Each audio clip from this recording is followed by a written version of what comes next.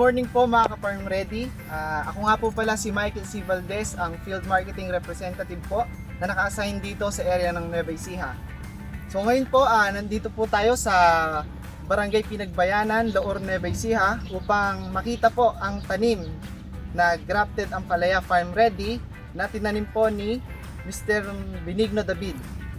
Nakikita nyo po ang ampalaya po natin, may edad na po na 62 days old ang ampalaya natin. Makikita nyo po yung bunga niya. Yan po.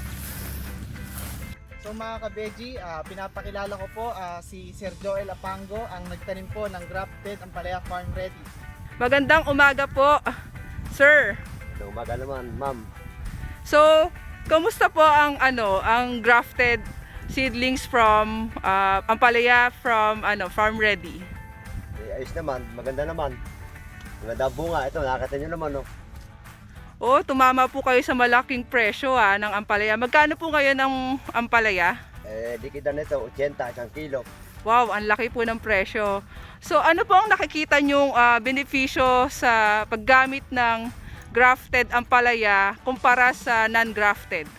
Ito kasing grafted, pagka nabuhay na siya, at gumaray na, nagbibigay na siya ng bunga.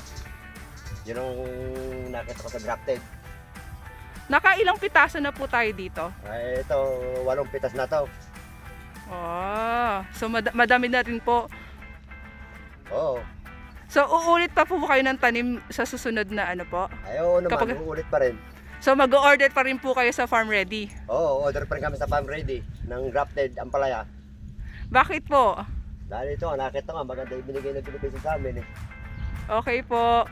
So, nagtanim din po ba kayo na non-grafted? Oo, nagtanim din kami. So ano napansin niyo po? Ito nga, ang napansin ko nga, yung saga non-grafted, hindi sa ganito, siding na ganito, hindi pa saga nagbibigay ng bunga. Pero itong grafted, pagka gumaray na nga siya, nagbibigay na siya ng bunga. Kumbaga sa nauna siya nakapagbibigay ng bunga kaysa sa non-grafted. Oh, maganda po yun, no? So, nandito po tayo ngayon sa non-grafted ampalaya. So, nandito ulit si Sir para i-share niya yung nakita niyang obserbasyon kumpara sa grafted ampalaya. So, Sir, sabay po bang naitanim ang grafted at non-grafted? Ay, hindi nauna yung grafted kaysa sa non-grafted. Mga ilang days po? Mga 10 days. 10 days po ang difference. Nakailang pitasan na po yung grafted ampalaya? 6. 6. Ito po, nakailang? Oh, 2 pa lang. So sa napansin niyo po, sino po ang naunang namunga? Ay, grafted. Grafted. So, pero sa susunod po ba, magtatanim po ba kayo ng non-grafted tsaka grafted? Ay, grafted na lahat. Wow! Matutuwa po ang farm ready niyan. So sigurado pong mag-order ulit po kayo sa farm ready. Sigurado. Opo. Kasi nakita ko na yung kaibahan ng grafted sa non-grafted. So, sa tingin niyo po, malaki po ba yung benefisyong nagagawa na ng grafted sa non-grafted? Ay, malaki Ano po yun? Ano po yun? Eh, uulitin ko na nga ulit. Dahil sa grafted nga, gusto nabuhay siya at gumaray, magbibigay agad siya ng bunga. Kaysa sa non-grafted. Kasi non-grafted, pagka tumubo siya, kahit gumaray, medyo madalang pa siya magbigay ng bunga. Hindi katulad ng grafted na automatic, basta gumaray na, bunga na kaagad. Oh, malaki po talagang ang Malaki benepisyo. pagkakaiba. Opo.